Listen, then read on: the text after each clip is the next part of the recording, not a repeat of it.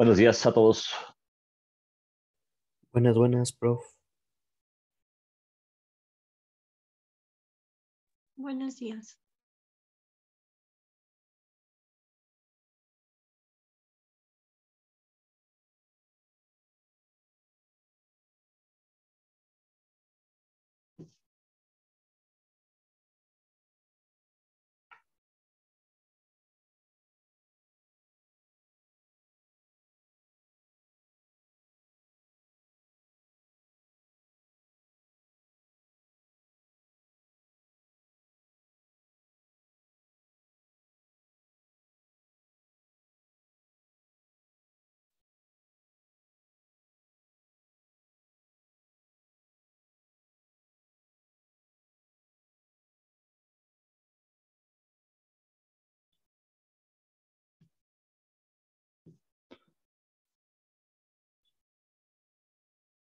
Listo, entonces vamos a continuar. Estábamos viendo el tema de análisis nodal y, a ver, pregunta, entonces nada más haciendo un recuento o recordando lo que vimos en la clase anterior, ¿cuántos componentes básicos podríamos decir que tiene el sistema integral? Uno es el yacimiento, los otros cuatro. Sería el fondo del pozo, cabeza de pozo, estrangulador superficial y separador.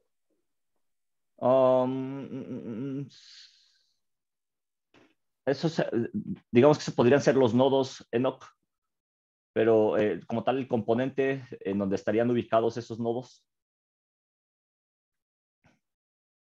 Ahí está Luis Cedeño, Pozo, o sea, sería el yacimiento sería uno.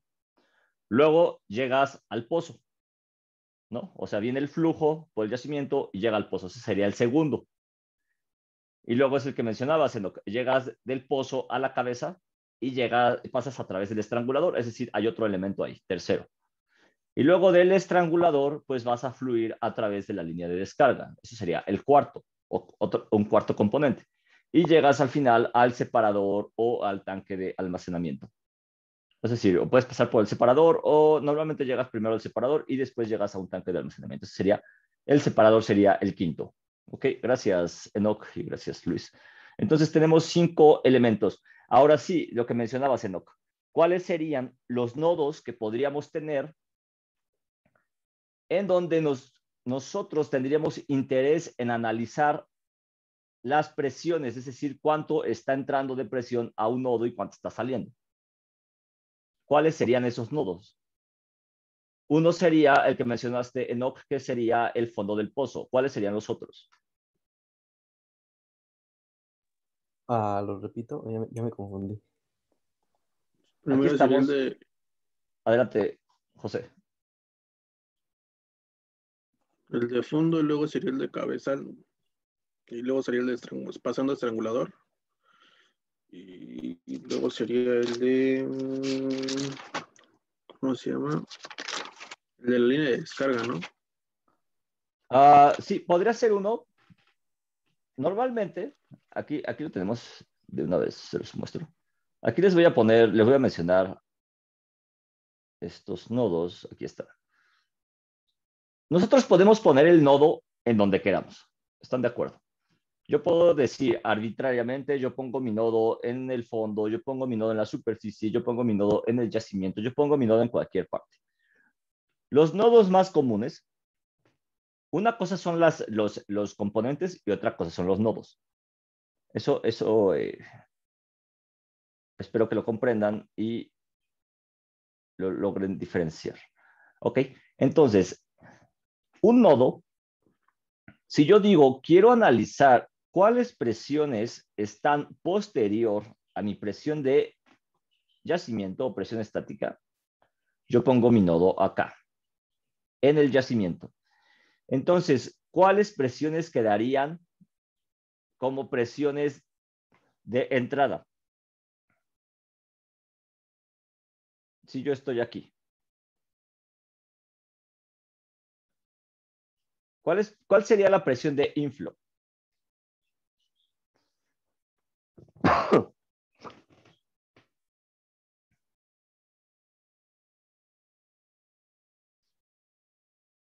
¿Cuál se les ocurre? ¿Y cuáles serían las presiones de outflow? Las de inflow sería la de presión de fondo fluyendo. Oh, ¿de dónde vendría tu flujo, Alejandro? ¿Estás parado? Posiciónate, Alejandro, tú te paras en el yacimiento. Tú eres la presión estática. Y estás ahí en ese nodo, en presión estática, aquí. Exactamente aquí. ¿Cuál sería tu presión de entrada?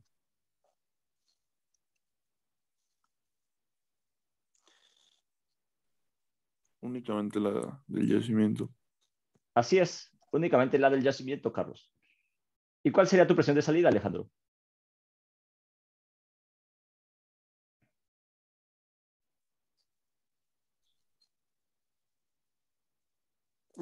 La hidrostática o la misma de yacimiento. Sería, es decir, no, ya la del yacimiento ya no la tomas en cuenta porque ya estás ahí. Es decir, ya no la puedes utilizar. Ahora tendrías que utilizar otras presiones para poder llegar a la del yacimiento. Entonces ahora lo que tendrías que hacer o lo que tendrían que hacer es llegar de arriba hacia abajo. ¿Sí? Esa es una forma de verlo. ¿Cuáles presiones tendrían que utilizar para llegar de arriba hacia abajo y completar la del yacimiento? La del yacimiento vale 5,000 PSI. ¿Quién me dice? Carlos. Estanque, separador. Luego Esta es una. un choke, cabezal y de fondo. Esta es otra. Pero ¿cómo llegas a la del choke? O sumándolas. Ajá, tienes presión de separador. ¿Cuál otra sumas para que llegues a la del estrangulador? La del tanque. Sí, pero te falta una entre la del separador y la del choke. La línea. Sí, ¿y cuál sería? Es decir, no sería la línea como tal una presión, sino sería otra cosa. Como tienes acá, por ejemplo, 200 y luego en el estrangulador tienes 1000. ¿Qué le tendrías que sumar para llegar a esos 1000? De 200 a 1000. 800, pero esos 800 ¿de dónde salen?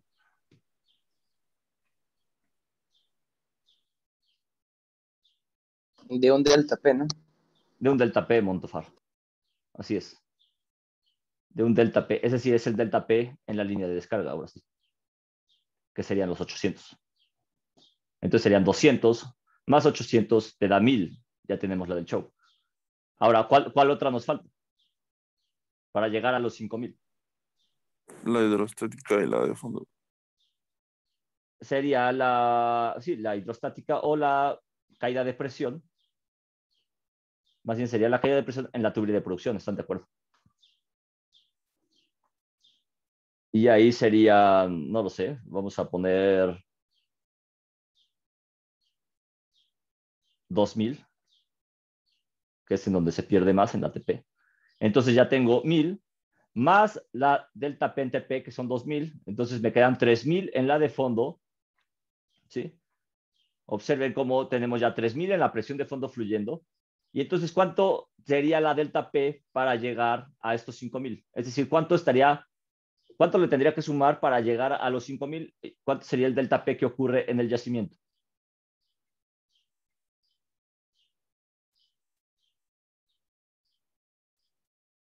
¿De cuánto es?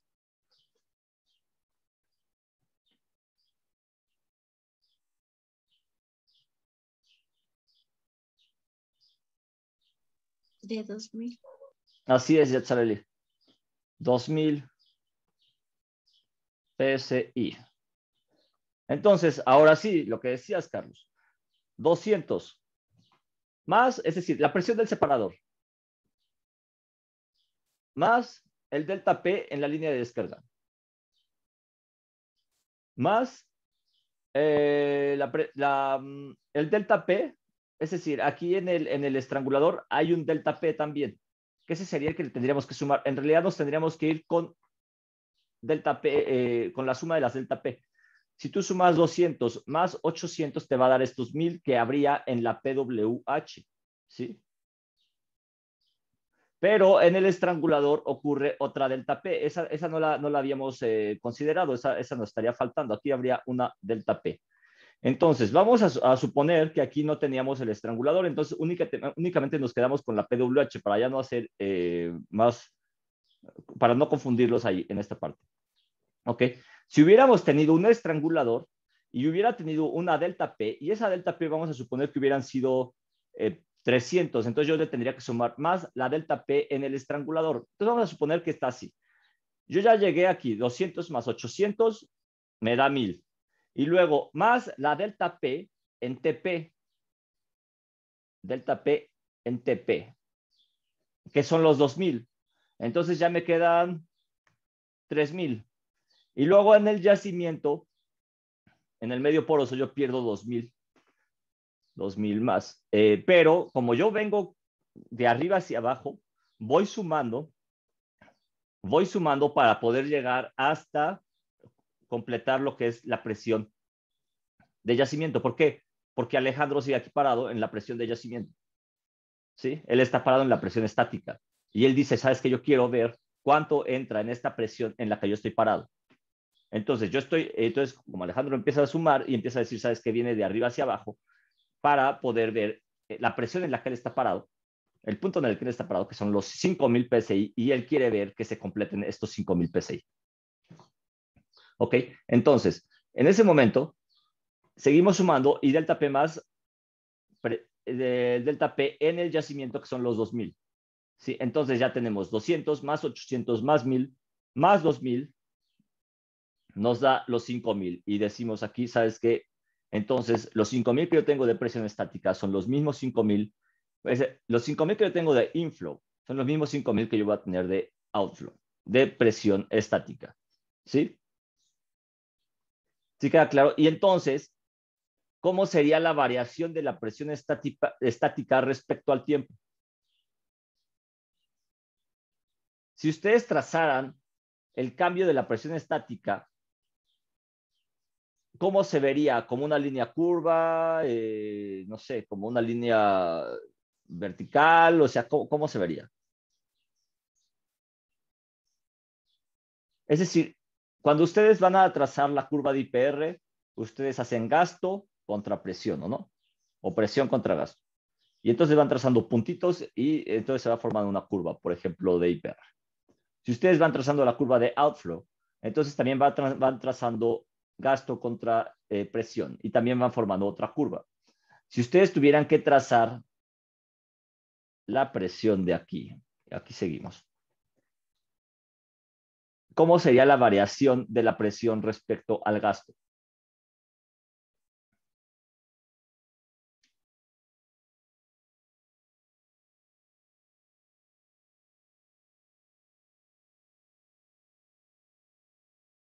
¿Quién me lo dice?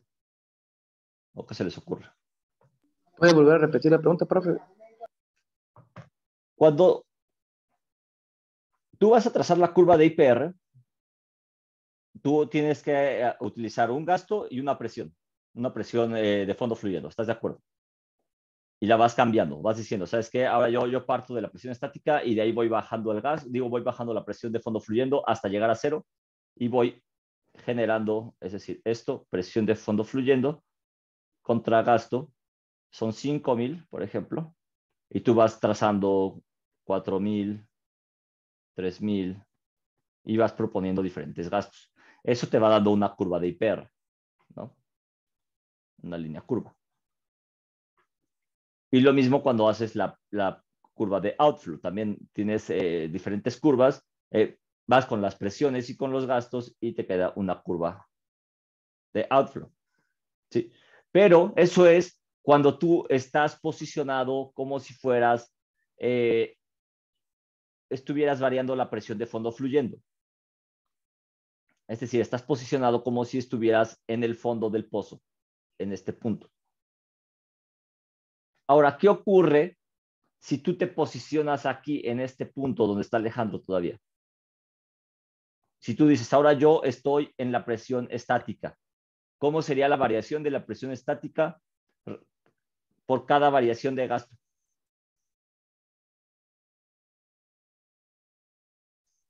No cambia. Así es, Carlos. Oh, se va a cerrar esto. Sí, listo. Anyway. Listo, no hay cambio, es decir, no hay cambio en la presión estática, porque la presión estática estás ahí, es decir, no hay un delta P en esta zona. No hay un delta P en este punto, ¿por qué? Porque estás parado en esta parte y no hay delta P. Entonces, la presión estática respecto a cada gasto, por más que tú varíes el gasto, no va a haber cambio en la presión estática y que te da una línea recta como la que estamos viendo aquí arriba. Cuando tú te posicionas, vienes y ahora caminas a la presión, al fondo del pozo y pones acá, caminaste a este punto. Entonces, cuando tú te posicionas ahí, ahora sí hay un delta P que tú quieres analizar, que eso sería la curva de inflow. Sería la presión estática menos el delta P en el medio poroso, y eso es lo que te da la curva de IPR. ¿Sí? Y de igual manera, eso te va a dar la curva de outflow. Si tú te posicionaras acá, también habría una curva de inflow y habría una curva de outflow, que no se vería así exactamente como esta IPR, sino se vería como una curva que pareciera casi como una envolvente de fases, pero no es como una envolvente de fases. Bueno, tiene un comportamiento ahí medio extraño que después vamos a ver.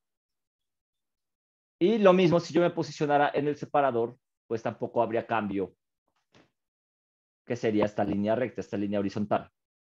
¿Ok? No sé si quedó entendido o hay alguna duda.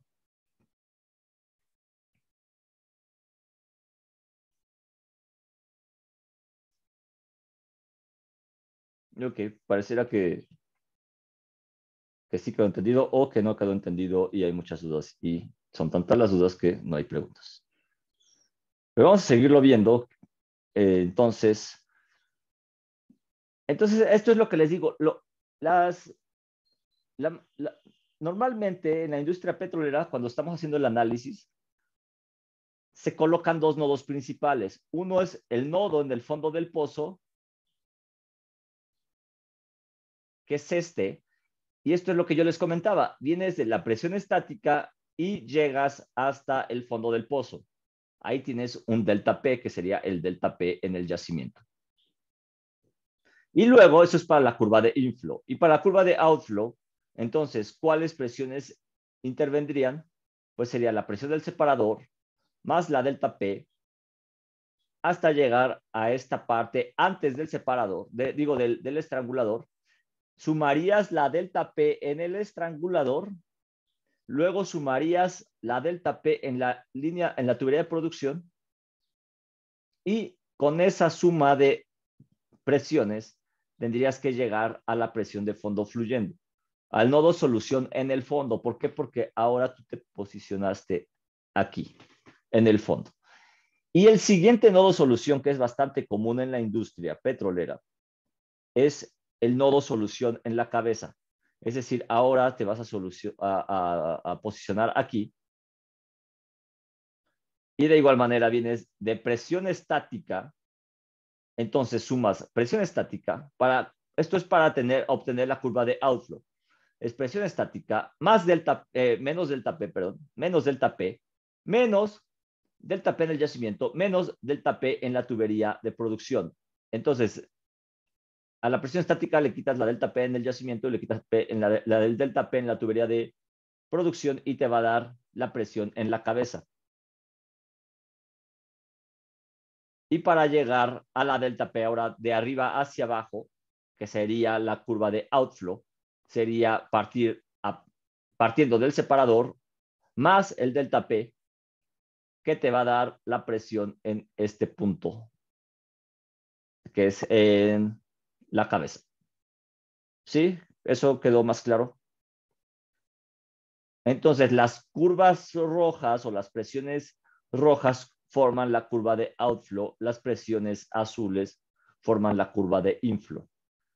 Que normalmente, como nosotros lo hemos aprendido, la curva de inflow en esta parte, cuando tienes el nodo en el fondo, pues es una IPR. ¿Por qué? Porque el IPR representa la caída de presión en el yacimiento.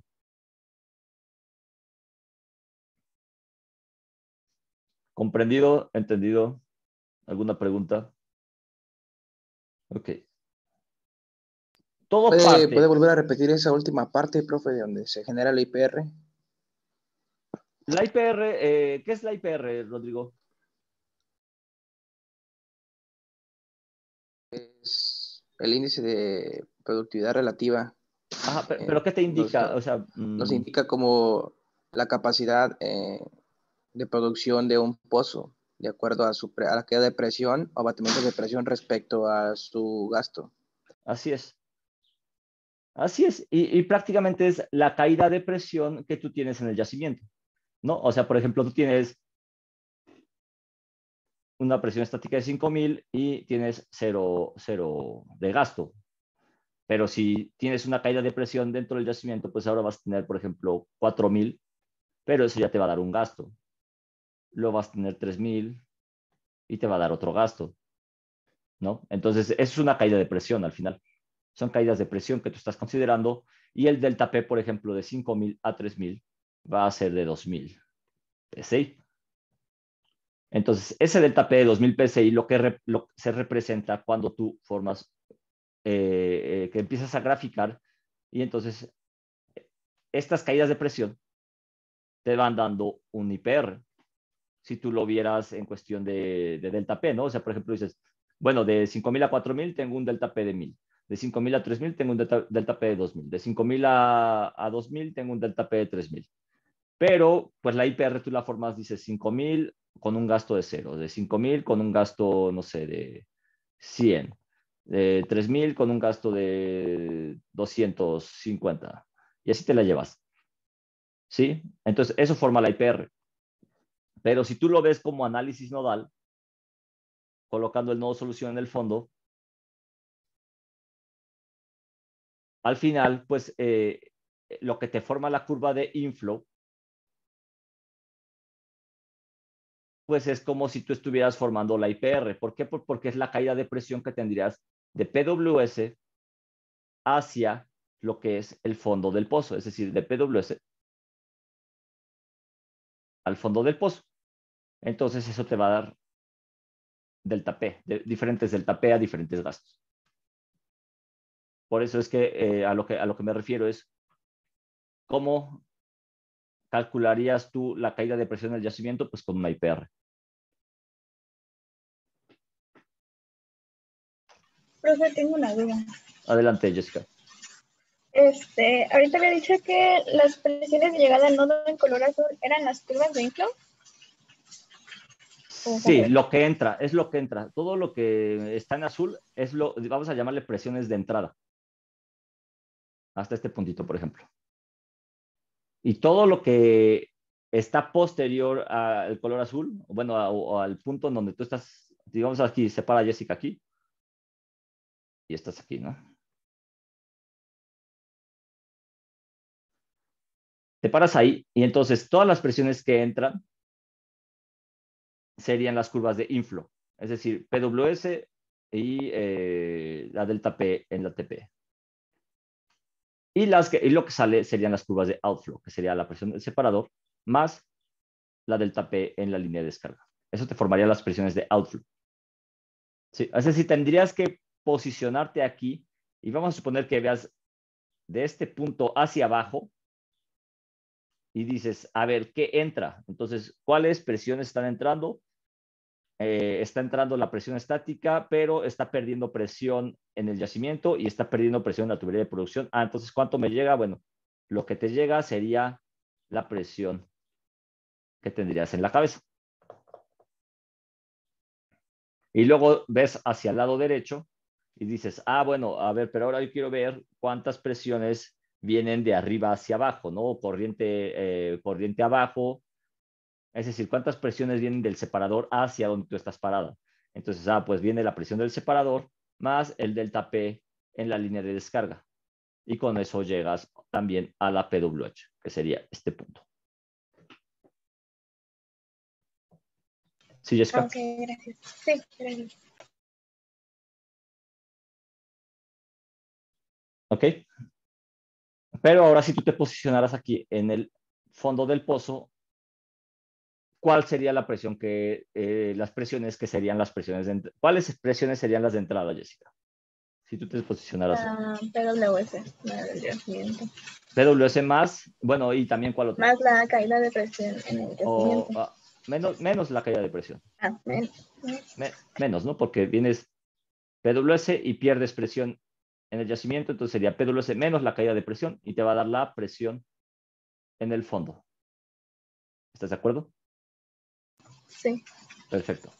¿Alguna pregunta? ¿Quedó claro? Montufar. Sí, profe. Perfecto. Entonces vamos a continuar. Balance de energía. Es decir, simplemente estos son puros balances, ¿no? Lo que estamos haciendo es un balance y nos damos cuenta porque al final estamos buscando un equilibrio. Es decir, si uno se para en algún punto, en cualquier punto del yacimiento, y uno se fija a ver cuáles presiones son las de entrada, empiezas a sumar y dices, bueno, son presión estática y delta P, menos delta P, ok. Y ahora, si tú te paras ahí mismo, dices, ¿sabes qué? Entonces, ¿cuáles son las presiones de salida? Entonces dices, bueno, ahora viene la presión del separador, más el delta P, más el delta P en la línea de descarga, más el delta P en el estrangulador, más el delta P, no sé, en la TP. Entonces ahora dices, ¿sabes qué? Bueno, ya se cumple la igualdad si tú estás parado en el fondo del pozo. ¿Sí? Entonces al final es un balance. ¿Qué entra, qué sale? ¿Ok? Y ustedes pueden ponerse o colocar su nodo en donde ustedes deseen. Es decir, lo que ustedes quieran analizar, ustedes lo pueden hacer colocando ese nodo. Y entonces lo único que tienen que hacer es saber cuántas presiones están saliendo, cuántas presiones están entrando. ¿Y eso para qué sirve? Pues para identificar puntos en donde pudiera haber una pérdida de presión adicional a la que ustedes están esperando. Vamos a suponer que ustedes tienen una tubería y de pronto esa tubería colapsó o bueno, o tiene alguna comunicación aquí, por ejemplo, que haya algún hueco aquí que se haya, a veces por la arena se llega a desgastar tanto que pues le hace hoyos a la tubería. Y entonces ustedes empiezan a hacer su análisis nodal y dicen, a ver, en el yacimiento no hay ningún problema porque yo tengo un sensor en el fondo y estoy viendo que la presión del yacimiento sigue siendo la misma. Es decir, no tengo una caída de presión adicional, por lo que no tengo un daño. Si ustedes dicen, ¿sabes qué? Cuando pasa a través del empacador, que está aquí, yo sigo pasando, pero al pasar por ahí tampoco tengo una caída de presión, es decir, el empacador está bien, no está desanclado, no está, está haciendo un buen sello, está haciendo un buen sello hermético, no es el empacador. Y ustedes siguen recorriendo y de pronto tienen un delta P aquí, en este punto, adicional al que están llegando. Y hay otro delta P bastante alto. Vamos a suponer que ustedes traían 1000 barriles y ahora le están llegando 100 barriles. Es decir, hace una semana ustedes traían 1000 barriles y de pronto ustedes como ingenieros de producción se dan cuenta que hoy está llegándoles 100 barriles por día y dicen, no puede ser porque no puede caerse la presión tan rápido. Algo está pasando en el pozo. ¿Qué está ocurriendo? Pues es lo que yo tengo que analizar porque tú eres el ingeniero de producción, tú eres el ingeniero de productividad de pozos y tú tienes que darte cuenta en dónde está la falla para que puedas mandar reparar ese pozo. Tienes 100 barriles y dices, ¿en dónde está la falla? No es en el yacimiento porque ya me di cuenta que hay un sensor y no me lo está, me está marcando la presión que yo traía. No es en el empacador porque la misma presión que yo tengo aquí con el sensor también me está marcando que en ese nivel no hay ningún problema. Yo ya lo calculé porque soy ingeniero y aprendí mucho en la UNAM. Y entonces yo puedo calcular mis presiones y con mi simulador también, porque yo tomo mis cursos en la SPE. y entonces aprovecho este intersemestral para tomar estos cursos de análisis nodal y también ya estimé que aquí no hay una caída de presión. Y entonces dices, ¿sabes qué? Sigo recorriendo y sigo haciendo mi análisis y de pronto detecto que en algún punto de la tubería de producción yo no tengo flujo.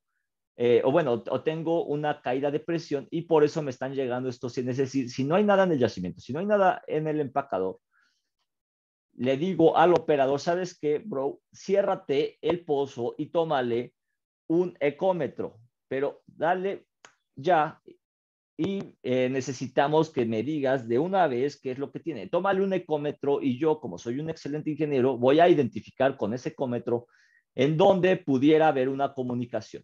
Y yo le voy a decir, ¿sabes qué? A ver, lánzate al pozo y tómale un ecómetro, pero por el interior de la tubería de revestimiento, es decir, por esta parte. ¿Para qué? Porque como en teoría esto debería de estar cerrado, si hay algún nivel aquí que pueda detectar el ecómetro, yo me voy a dar cuenta que a lo mejor hay comunicación TPTR. Y entonces viene acá este compadre y dice, ¿sabes qué? Ya le tomé el registro sónico. Aquí no es el del registro sónico de que ustedes conocen de petrofísico. Es un pequeño aparato que manda una onda de sonido que rebota y ese pequeño aparato que es como una onda sonora la rebota y entonces se ve como si fuera un electrocardiograma. ¡Pum! Ahí se ve. Así se ve. Y entonces con eso detecta el nivel de sonido y dice, ¿sabes qué? Ya identifiqué que hay una comunicación TPTR en el fondo del pozo. Y para eso utilizas el análisis nodal. ¿Y qué te queda? Pues hacer un cambio en la tubería de producción. ¿Sabes qué? Pues vamos a tener que sacarla, ni modo. Ya llevas con tu equipo y le sacas la tubería de producción, la vuelves a meter y recuperas tus 1000 barrilotes. ¿Ok? Entonces, ese es el balance y para eso nos sirve el análisis nodal, para identificar fallas en el sistema integral de producción. ¿Ok? Listo. Profe, Adelante, Montufar. ¿puede proyectar la diapositiva pasada donde estaban las fórmulas de las sumas pues, de las presiones? ¿Esto? Profe, Tómenle screenshot si gustan para irnos más rápido. Como sea, les voy a pasar profe, la presentación. Adelante, Jessica. Sí, ya, por profe. ejemplo, cuando tenemos esa disminución de la producción y vemos que en este caso fue por la tubería, ¿siempre va a ser así? ¿Siempre va a ser el sistema? ¿O a veces vamos a tener otros motivos por los cuales tengamos una menor producción? No, podría haber otros motivos y entre esos motivos, por ejemplo, podría haber problemas de incrustaciones, podría haber algún problema de parafinas que se te esté bloqueando la tubería, podría haber problemas de asfaltenos que te estén bloqueando la tubería, podría haber algún arenamiento, por ejemplo, en lugar de, a lo mejor tú vas y con tu mismo sensor te das cuenta que no está llegando la suficiente presión a ese punto en donde está el sensor y a lo mejor lo que está pasando es que se arenó el pozo, porque a veces llega a pasar que es tanta la arena que está expulsando el pozo y que se está decantando que se llega a arenar este pozo. O cuando tú es un fracturamiento hidráulico, por ejemplo, también si tú generas un delta P muy grande por abrirle muy rápido al estrangulador, generas un delta P y ese delta P hace que todo ese apuntalante que tú estás metiéndole durante el fracturamiento hidráulico, ¡pum!, te lo expulsa. Y es tanto lo que se le mete que te llena el pozo totalmente, te tapa todo lo que es el intervalo disparado con apuntalante. Entonces son varios factores, o sea, podrían ser estos depósitos inorgánicos también, se empiezan a acumular estas parafinas, estos asfaltenos, y cuando de pronto te das cuenta ya tiene ahí un bloqueo. Y entonces el bloqueo es por la acumulación de estas parafinas y asfaltenos y no nada más por alguna fisura que tenga la tubería. O sea, son varios factores realmente. Por eso es que hay que analizarlo y hay que decir, ¿sabes qué? A ver, esto puede ser o no puede ser. Puede ser por la presión, digo, por parafina, no, pues no hay parafina. Puede ser por asfaltenos, pues tampoco hay asfaltenos.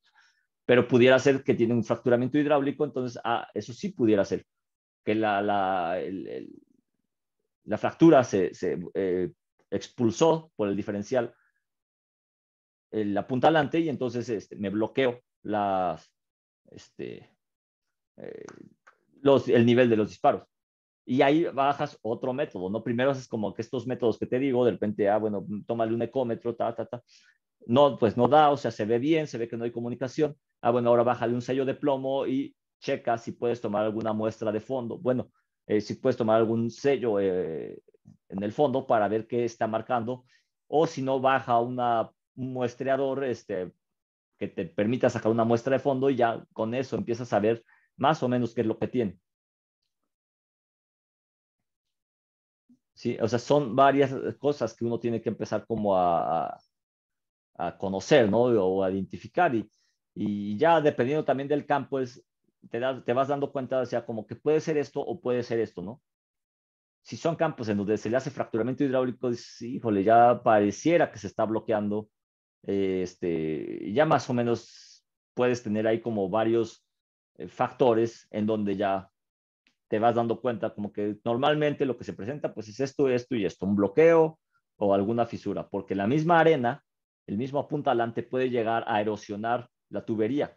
O sea, la velocidad a la que sube es impresionante, ¿no? O sea, son velocidades bastante rápidas. Entonces, esa misma velocidad puede llegar a erosionarte la tubería. ¿Por qué? Porque va arrastrando este apuntalante. O sea, son como bolitas que van ahí haciendo esta fisura, hasta que logran perforar la tubería de producción. ¿Sí? Sí, gracias. Listo, entonces pasamos a lo siguiente.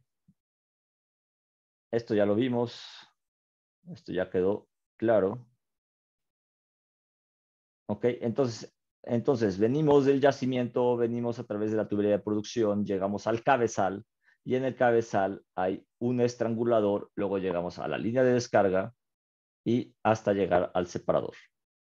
Ok, esto ya lo vimos. Les voy a pasar como sea la presentación para que ustedes la tengan. Este es el comportamiento que yo les decía. Este es el comportamiento de una IPR cuando yo me coloco en el fondo del pozo. Si yo me colocara en la cabeza del pozo, entonces el comportamiento de la presión sería diferente. ¿Por qué? Porque yo tendría que considerar la presión estática menos la delta P en el yacimiento menos la delta P en la tubería de producción y entonces me daría un comportamiento similar a este que estoy viendo aquí. ¿Sí? Si yo me colocara en la presión estática, entonces yo vería una línea recta. Si yo colocara mi nodo en la presión del separador, yo vería otra línea recta. Si yo colocara mi nodo solución en el estrangulador, entonces yo vería una curva como esta azul. ¿Ok? Entonces, cada punto en el que ustedes se coloquen va a tener un comportamiento diferente y no se los tienen que aprender de memoria, o sea, no tienen que aprenderse a ver cómo se comporta la curva si yo me coloco en la presión estática, o sea, sáquenlo por deducción. O sea, si están en la presión estática y no hay caídas de presión, pues es una línea recta. Si están en la presión en el fondo del pozo y la caída de presión es únicamente en el medio poroso, entonces se va a comportar como si fuera, o bueno, más bien, la forma de identificar esas caídas de presión, pues es una IPR. Si ustedes se colocan en la cabeza, entonces ahora sí consideran la caída de presión en el yacimiento, que es la IPR, más la caída de presión en la tubería de producción. Entonces nos va a dar esta curvita. La delta P en el estrangulador, que es esta azul. Si ustedes se colocaran en el estrangulador y si ustedes se colocaran en el separador, entonces tendrían otra línea recta, pero menor, porque ahora sería igual a la presión del separador. ¿Ok? Listo. Entonces, propiedades de los fluidos, esto dimos un repaso, me lo voy a llevar ya bastante rápido, porque de hecho esto pues ya también se supone que lo tienen que traer ya de una materia, me parece que es de cuarto semestre. Entonces, básicamente son 5 tipos de yacimientos: seco, húmedo, gas y condensado, aceite negro, gas seco, gas húmedo, gas y condensado, aceite negro y aceite volátil. Cada uno tiene un comportamiento en su diagrama de fases que va a depender de en dónde se encuentre el punto crítico. Es decir, para el gas seco, observen cómo se comporta el diagrama de fases y tiene el punto crítico aquí abajito. En el gas seco no hay producción de líquidos que se formen a través de la producción de los hidrocarburos o del gas. La única producción de líquido que sí podría tener es si el yacimiento llegara a tener agua intersticial o agua congénita, ¿sí? Sí se pueden presentar producciones de líquidos, pero son debido a que hay presencia de agua, ¿ok? No porque se formen los líquidos durante la producción del gas, ¿sí? Ahora, para el gas húmedo sí hay producción de líquidos y se pueden llegar a formar en la superficie o antes de llegar a la superficie, es decir, varía mucho, bueno, no, más bien varía o depende de la caída de presión que yo pueda tener. En muchas ocasiones se forman ya en las instalaciones superficiales y se forman condensados que se ven con este colorcito amarillo o algunos medio café, un tanto, pero se forman estos condensados.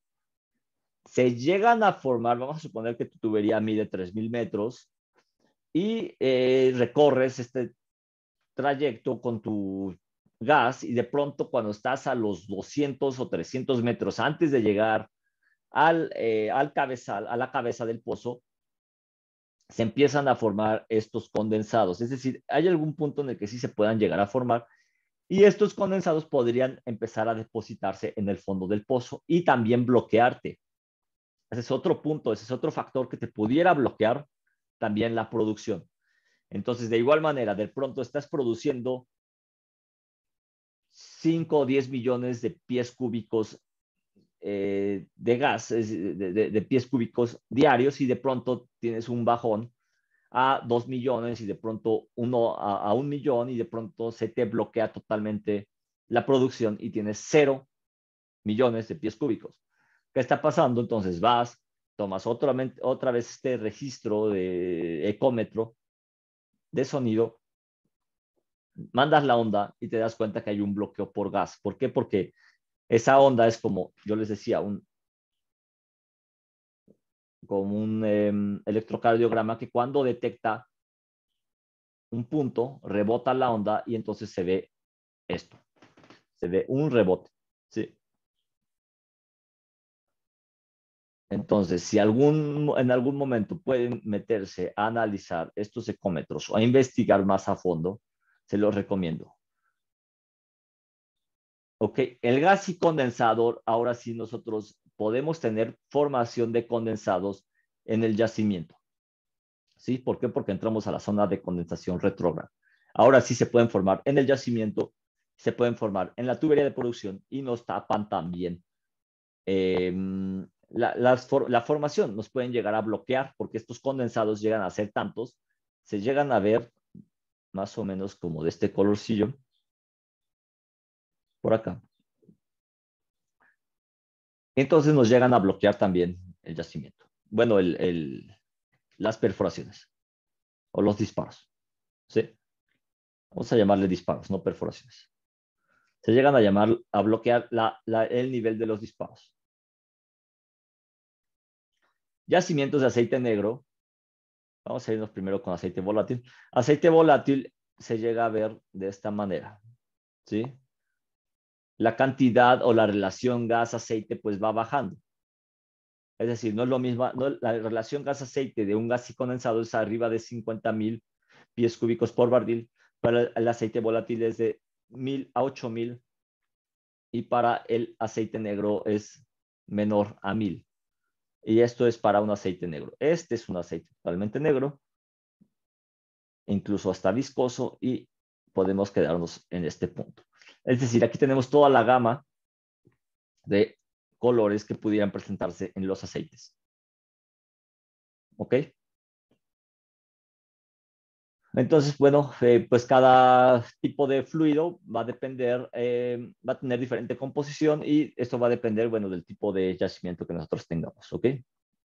En algunos predomina más el metano, en otros predomina más o predominan más lo que son los heptanos plus, es decir, todos los componentes pesados. Análisis PVT, pues tenemos 5 tipos de análisis: composicional, flash, diferencial, en etapas y cromatografía para gas.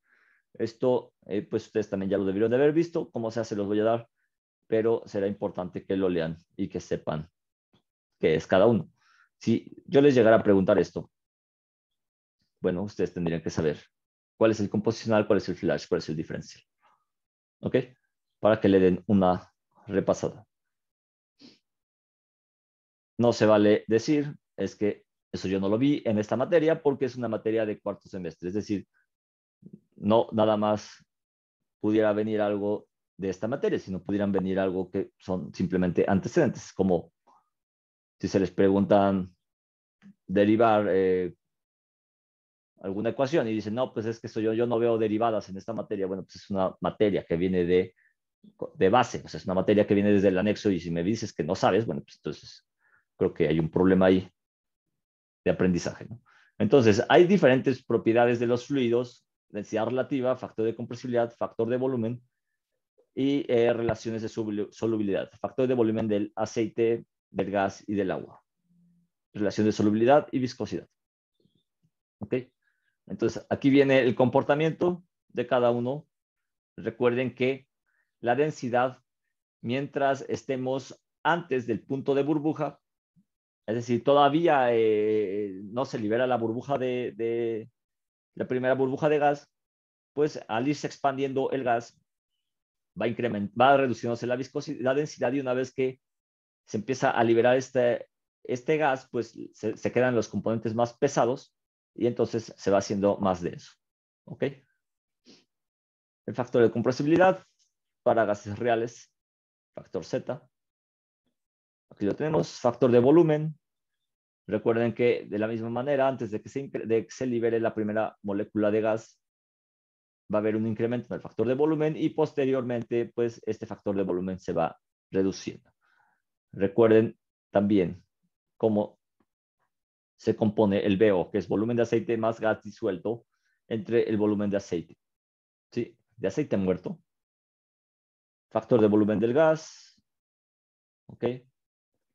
Relación de solubilidad es constante, arriba de PV, y una vez que se alcanza la PV, entonces este ya empieza a reducirse, es decir, que se puede disolver menos gas. ¿Por qué? Pues porque yo tengo menos presión y mi aceite puede disolver menos gas.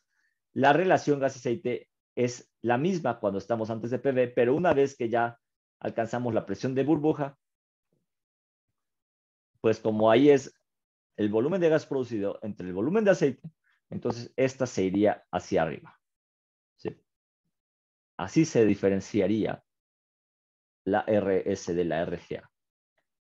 ¿Ok? Y lo mismo para la viscosidad del aceite, lo mismo que algo similar a la densidad. Por arriba del punto de burbuja, mientras hay una expansión del gas que está disuelto en el aceite, pues se disminuye la viscosidad, pero una vez que se empiezan a liberar estas moléculas, estas moléculas de gas, estas componentes más ligeros, bueno, empieza a haber un incremento en la viscosidad también. ¿Ok? Propiedades del aceite. Esto es importante, las correlaciones que pueden tener para las propiedades del aceite, que pueden ser Standing, Vázquez, Oysten y Lasseter. ¿Ok? Listo. Entonces vamos a meternos a esto ahora sí. Fundamentos de flujo multifásico. Estamos aquí y entonces, ¿qué ocurre? Si nosotros metemos una libra masa, se supone que nosotros tenemos que salir con otra libra masa. ¿Ok? Si yo meto una libra masa a mi sistema, tengo que salir con otra libra masa en el sistema. Pero ¿qué ocurre si yo paso por un intercambiador de calor y por una turbina? Si yo paso a través de un intercambiador de calor, va a haber una variación que pues en este componente, ¿no?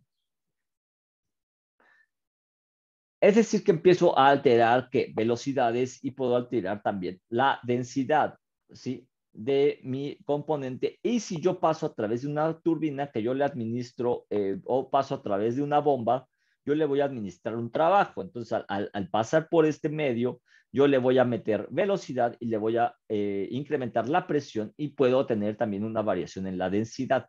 Al final, tengo que tener un balance de energía, ¿ok? Entonces, ¿qué ocurre? Meto mi libra masa, pum, pasa a través de mi intercambiador de calor, pasa a través de mi turbina y entonces yo tengo ahora una libra masa que sale, sí, porque lo que entra es igual a lo que sale, pero la densidad puede variar, la velocidad y la presión, ¿ok? Vamos a echar otra libra masa y vamos a echar otra libra masa. Observen cómo sale, entra con una y sale con otra, con una densidad y velocidad y sale con otra, observen. ¿Vieron? Entró y salió. Perfecto. Ok. ¿Qué ocurre? Nosotros en el flujo multifásico, en las caídas de presión, tenemos la caída de presión en la tubería de producción. Ahora nos vamos a meter el flujo multifásico en tuberías, es decir, tenemos tres elementos esenciales, básicos, que nosotros normalmente utilizamos para determinar las caídas de presión en la tubería de producción. Y esos son por elevación, por fricción y por aceleración. ¿Ok? Aquí están desglosados en esta parte. Por elevación, observen que involucra la densidad y la gravedad. Es decir, ¿con qué otra cosa se podría equiparar esta caída de presión por elevación?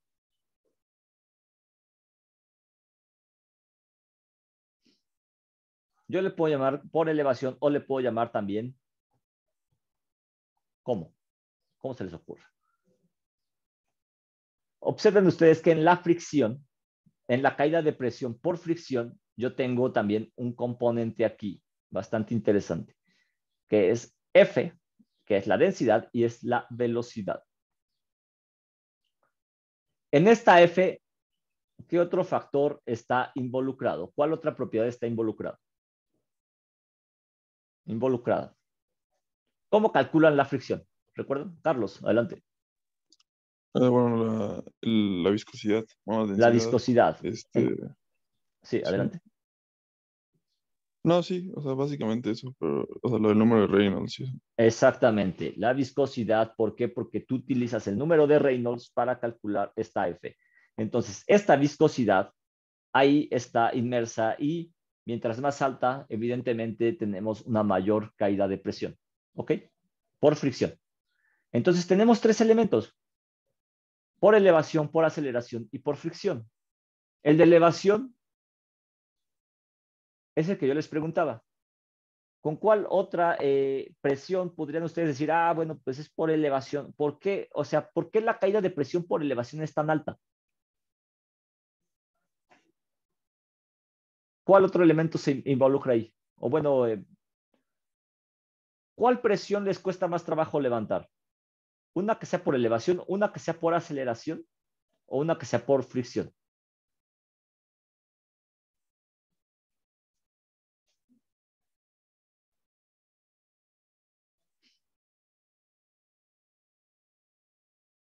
La presión hidrostática, así es, Luis.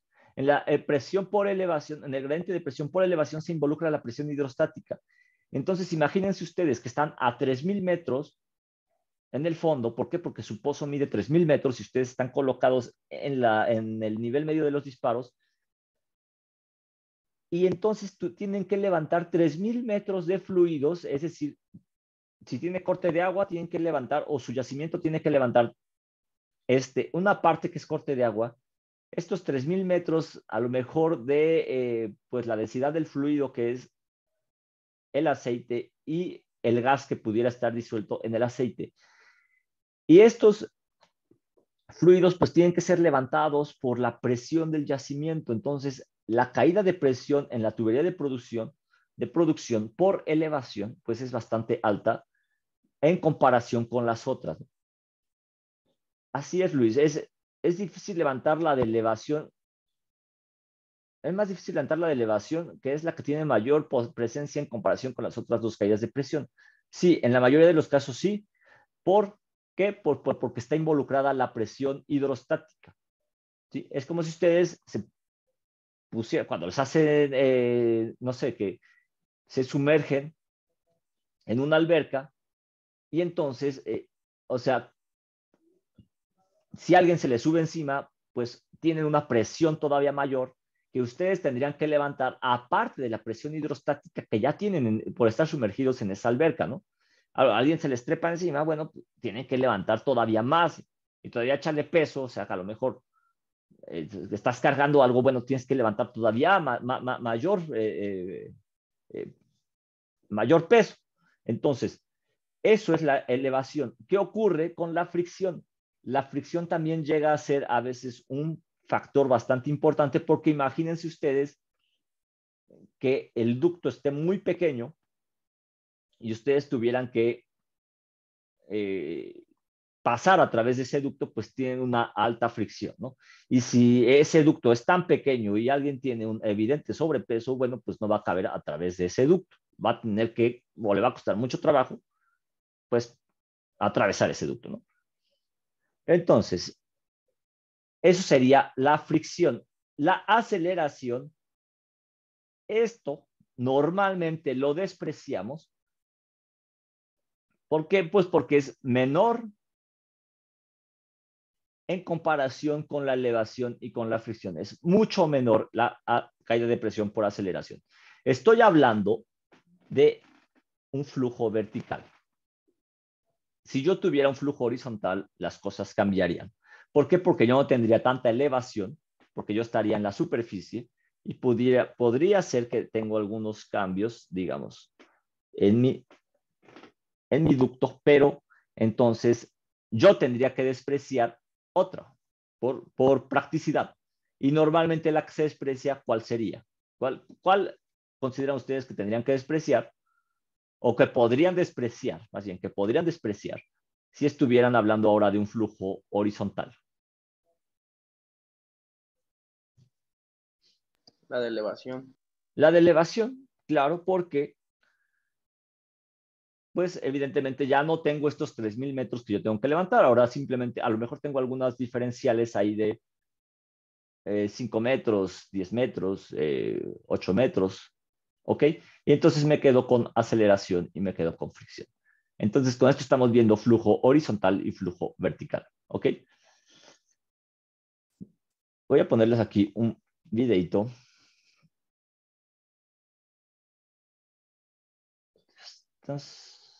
¿Hasta aquí alguna pregunta? Sin pena. Estamos en confianza.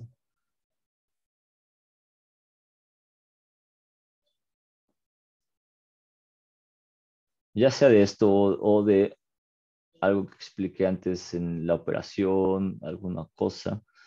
Desafortunadamente ya casi no hay prácticas de campo, me parece. Estoy tratando de conseguir alguna, pero la verdad es que se complica un poco con esto de la cuarentena.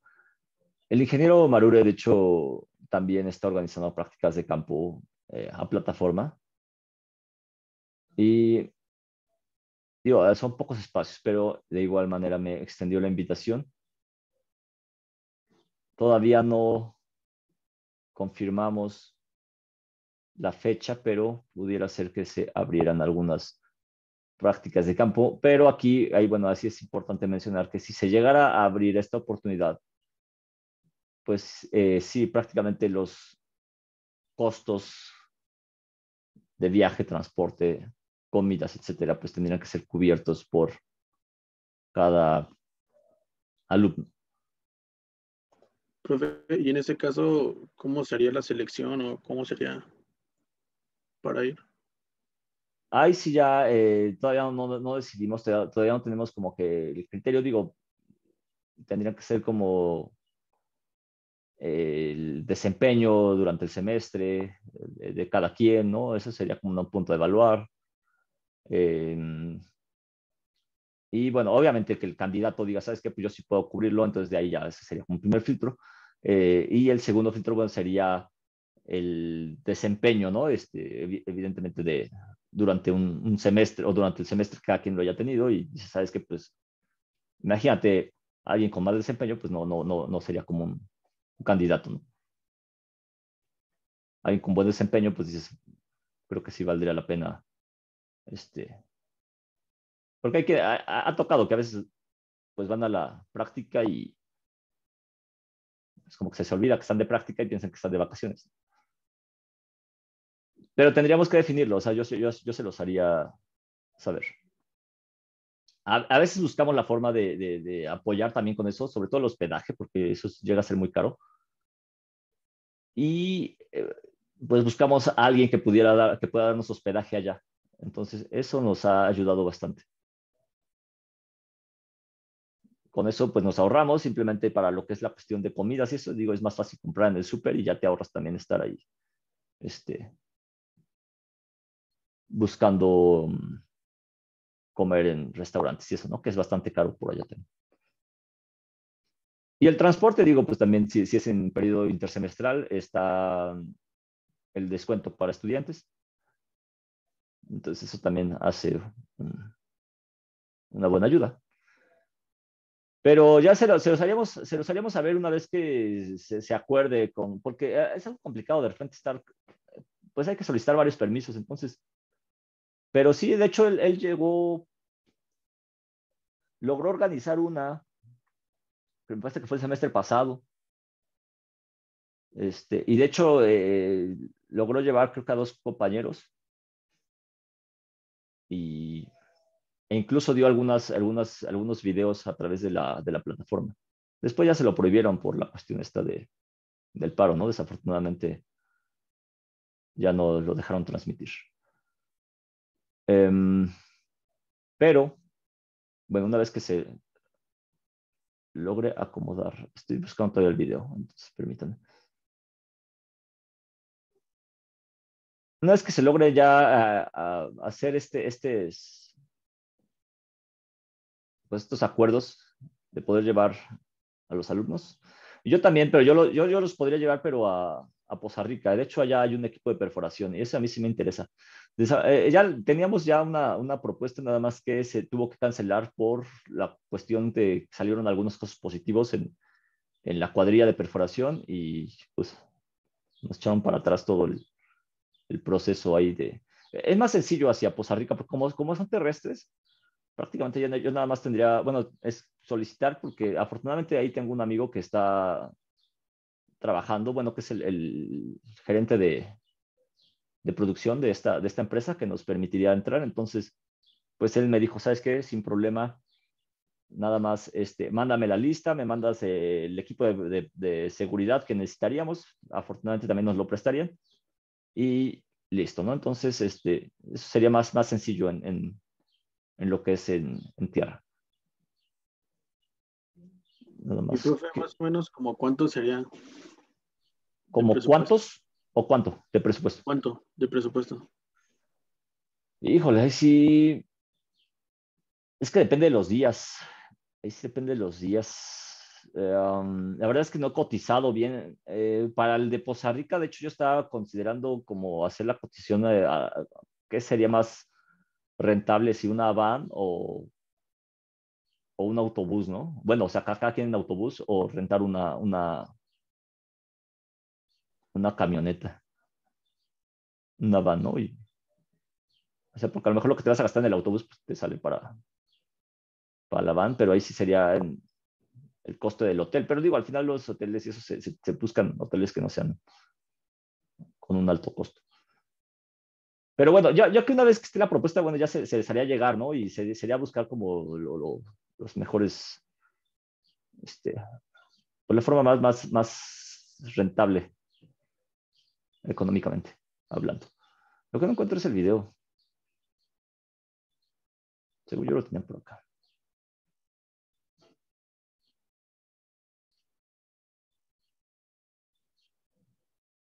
Bueno, voy a aplicar la vieja confiable, que es YouTube.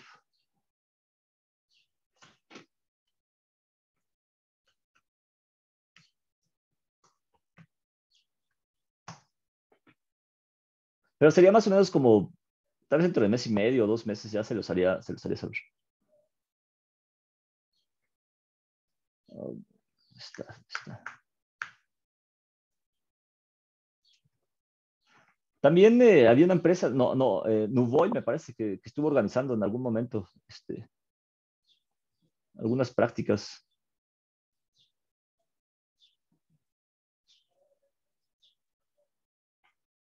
Nada más que esto de la pandemia nos afectó bastante. Listo, ahora sí. Ya lo encontré. Aquí está. Me he ido a YouTube desde antes.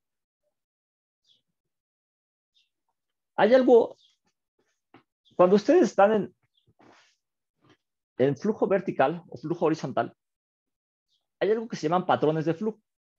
¿Sí? Los patrones de flujo están influenciados por diferentes factores. Voy a colocar, aquí está, esto por acá. Y luego,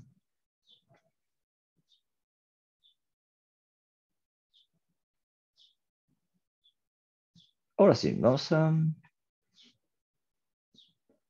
Los patrones de flujo involucran diferentes factores. Y esos factores lo que hacen es cambiar el comportamiento que tú tienes de un flujo. Por ejemplo, en las tuberías de su casa o en las tuberías, cuando ustedes conectan una manguera y ustedes le ponen el dedo a la salida de la manguera y lo van regulando y lo van abriendo, cerrando, llega a tener algún patrón de flujo dependiendo del diámetro de la manguera y de la presión con la que venga el agua. Entonces,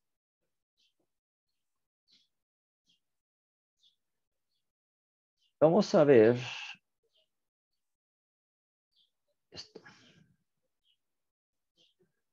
Ok, aquí está. Cuando cambia la velocidad y cuando cambian diferentes factores, hay un factor que se llama factor de resbalamiento. ¿Qué es el resbalamiento? El resbalamiento ocurre cuando una de las fases va a mayor velocidad que la otra. ¿Ok? Si tú vas en flujo ascendente, ¿cuál sería la fase que consideras que va a mayor velocidad? ¿El gas o el líquido? Si tú vas en flujo ascendente, es decir, de abajo hacia arriba. ¿Cuál iría más rápido? ¿Cuál, perdón? Claro, el gas. El gas viajaría más rápido que el líquido en el flujo ascendente. ¿Ok? Ahora bien, cuando tú todavía tienes gas disuelto en el aceite y vas fluyendo a través de una tubería, estos patrones de flujo van variando a lo largo del trayecto de la tubería. En muchas ocasiones se llegan a presentar varios patrones de flujo. En otras ocasiones, que es lo que a veces buscamos, o más bien lo que la mayoría de las veces buscamos, es tener un patrón de flujo homogéneo para evitar caídas de presión adicionales, ¿sí? Porque estos patrones de flujo generan caídas de presión. ¿Ok? Entonces, hay otra cosa que se llama colgamiento. Si yo incremento la velocidad, observen, aquí hay pequeñas partículas de gas, ¿ok? Tenemos un flujo monofásico. La fase continua es el líquido. Si yo incremento la velocidad, yo incremento, vamos a suponer, el gasto, ¿sí? El gasto de gas, por ejemplo, o incremento la relación gas-aceite. Yo voy a tener ahora un cambio en el patrón de flujo. Observen cómo se está incrementando el volumen de estas pequeñas burbujas de gas. Vamos a suponer que o más bien, de hecho, se hace en este tipo de experimentos que son loops, que se realizan para identificar estos patrones de flujo. Hay uno en Texas A&M, hay otros, en varias universidades de Estados Unidos se tienen. Y lo que se hace es estimar estos valores. Aquí yo estoy incrementando la relación gas-aceite. Si yo aquí incrementara este volumen, hay algo que se llama colgamiento. ¿Qué es el colgamiento? Es el volumen de líquido que ocupa una sección de la tubería. Entonces, vamos a suponer que yo hable de esta sección que es de 1 metro, ¿sí? Es decir, si yo lograra separar el volumen de gas y lo dejara aquí arriba. Y el volumen del líquido se quedará acá abajo. Entonces, el colgamiento, esto es un volumen unitario, vamos a suponer que sea de 1 metro. Yo podría decir, ¿sabes qué? El colgamiento es de 0.3, ¿sí? Porque el colgamiento va de 0 a 1 y el resto es gas. Aquí observen cómo yo incrementé el volumen de gas, el gasto de gas, y al incrementar el gasto de gas hay un incremento más bien está variando ya lo que es la fase continua, ¿sí? Y ahora sí, ¿qué ocurre con el colgamiento? El colgamiento va siendo menor cada vez. ¿Por qué? Porque hay mayor cantidad de gas, ¿sí? Vamos a ver el siguiente. Pero ¿qué ocurre aquí? Hay un colgamiento y hay un resbalamiento. El resbalamiento es el gas va viajando más rápido que el líquido. Entonces, el gas te va dejando el líquido, pues vamos a llamarlo, no, ya no te lo va acarreando, sino está generando que el líquido se vaya acumulando en ciertas secciones y entonces esto genera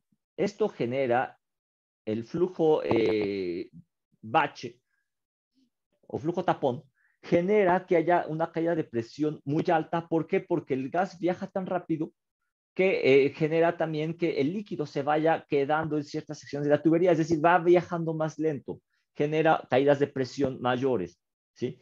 Nosotros normalmente cuando buscamos homogeneizar un patrón de flujo, pues buscamos que sea como un flujo, flujo burbuja, ¿sí? En otras ocasiones también buscamos que sea un flujo niebla, es decir, depende de cómo lo queramos, pero lo preferente es que tengamos un patrón de flujo homogéneo. Aquí lo que se está haciendo en este experimento es variar las velocidades, a ver cuánto mantengo el gasto de líquido, varío el gasto de gas. En otros casos también se hace variar los diámetros de las tuberías. ¿Por qué? Porque el diámetro de la tubería también influye. Si el diámetro es muy grande, tú puedes tener mayor efecto de colgamiento. ¿Por qué? Porque vas a tener una menor velocidad superficial y la velocidad de estos fluidos, cada uno de estos fluidos viaja a diferentes velocidades. El gas viaja a una velocidad, el líquido viaja a otra velocidad. Lo que tú buscas es que ambos fluidos viajen a la misma velocidad para evitar estos cambios en el patrón de flujo y estas caídas de presión tan fuertes. Hay algo que se llama velocidad superficial, ¿sí? Espero que vayan entendiendo estos términos. La velocidad superficial es la velocidad que ocurre a un cierto punto dentro de la tubería. Tú puedes estar a 3,000 metros y si tú te mueves de 3,000 a 2,000 metros de profundidad, a los 2,000 metros tú tienes una velocidad superficial, así se le llama. No es porque esté en superficie, se le llama velocidad superficial porque estás hablando respecto del fondo del pozo, ¿ok? Entonces, si yo hablara, vamos a suponer que ahora este ducto, esta tubería, mira 3,000 metros. Hasta acá al fondo son 3,000 metros.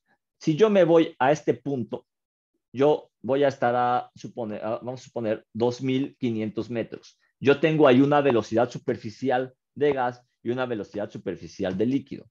Si yo subo a 2,000 metros, yo voy a tener otra velocidad superficial de gas y otra velocidad superficial de líquido, diferentes. Y si yo me voy a los 1,500, de igual manera. A eso se le llaman velocidades superficiales y están en función de las propiedades de los fluidos, ¿ok? ¿Hasta ahí va claro? Ok, ahora, hay algo que se llama velocidad actual, que es cuando ya estamos prácticamente en la superficie, ¿ok? Más bien, cuando ya estamos a un nivel, a condiciones de superficie, a condiciones estándar, ¿sí? A eso le llamamos velocidades actuales, ¿vale? Entonces, hay otra cosa que se llama velocidad de la mezcla. Cuando hablamos de velocidad de la mezcla, hablamos de la velocidad que lleva tanto el agua, bueno, más bien, tanto el líquido como el gas. Es decir, hablamos de toda la mezcla, de todo esto. Cuando hablamos de velocidades superficiales o actuales, estamos hablando de velocidad superficial del líquido, velocidad superficial del gas, es decir, los separamos, ¿sí? Y dentro de estos mismos componentes también tenemos viscosidades, viscosidad del gas, viscosidad del aceite, ¿sí? Y densidades. También estos elementos también tienen densidad, densidad del gas, densidad del aceite. ¿Por qué son importantes todos estos elementos? Porque al final, como hablábamos hace rato y como mencionó Carlos Estrada, la viscosidad está inmersa en el factor de fricción, ¿sí? ¿Y cuál otro elemento está inmerso en la presión hidrostática? Pues la densidad. Por eso son tan importantes las estimaciones de estos elementos. Si nosotros vamos a ponerlo aquí, seguimos viendo estos patrones de flujo, observen, estamos cambiando a un flujo burbuja alargada, ¿ok? Pero cada vez empezamos a tener mayor velocidad en el gas y mayor efecto de colgamiento porque el líquido se empieza empieza a ocupar ciertas secciones de la tubería y el gas le empieza a ganar, ¿sí? Es lo que siempre tenemos que evitar, tener efectos de colgamiento muy altos. Aquí prácticamente ya quedamos en un flujo niebla en este punto, ¿sí? ¿Dónde estás? Ok, en este punto, en este último, del lado derecho, ya la fase continua es el gas y la fase dispersa es el líquido. El gas prácticamente ya está acarreando todas las moléculas del líquido, pero en algunas ocasiones puede llegar a generarme caídas de presión. Alejandro Gutiérrez, ¿es posible que un slug flow que en un slug flow se dañe la tubería? No, no es tan factible que lo logre hacer. Sin embargo, en este tipo de flujo lo que ocurre es que sí genera caídas de presión adicionales. Y lo que pudiera generar es turbulencia en la superficie, ¿sí? Y eso sí pudiera generarte no daños, pero sí inestabilidad en el flujo. Y la inestabilidad en el flujo sí llega a generarte ciertos caídas de presión adicionales. Si la inestabilidad es muy fuerte, sí te pudiera dañar elementos superficiales. Cuando son inestabilidades que tienes variaciones, por ejemplo, de 100 PSI, de pronto tienes un flujo bache que te va a incrementar a 500, 600, 800 PSI. Y cuando hablas de campos HPHT, que son de alta presión, alta temperatura, entonces eso sí pudiera generarte una inestabilidad mayor en el flujo, sí pudiera generarte en algún momento algún daño porque por algún tipo de golpe de ariete que pudiera estarse presentando. Sin embargo, bueno, uno tiene que prever esto, uno lo tiene que evitar. Hay algo que se llama también slug catcher, que es como rompedores de este tipo de baches, ¿no? Estos sí se llegan a colocar sobre todo en los equipos como los separadores multifásicos para evitar este tipo de situaciones, o se colocan antes de entrar a las estaciones de recolección, a los centros de procesos para evitar eso sí, ese daño que pudiera generarte, pero en el equipo superficial, porque es como si estuvieras teniendo un golpe de ariete. ¿Sí, Alejandro? Entonces, ahora sí, aquí lo que se hace en los laboratorios es hacer estos cambios de gasto, de variaciones en el gasto de aceite y en el gasto de gas, ¿ok? Entonces, esos son los patrones de flujo. Si ustedes se meten a YouTube, le pueden poner flow patterns y entonces en ese momento ustedes van a poder tener acceso a este video, ¿sí? Que es bastante ilustrativo. ¿Ok? Entonces, aquí están los términos clave en el flujo multifásico y es lo que yo les comentaba, resbalamiento, colgamiento, velocidades y densidades. el desglose de lo que es la ecuación, las ecuaciones, viene aquí. ¿Ok? Eso lo vamos a ver la próxima clase. ¿Hay alguna pregunta hasta este momento?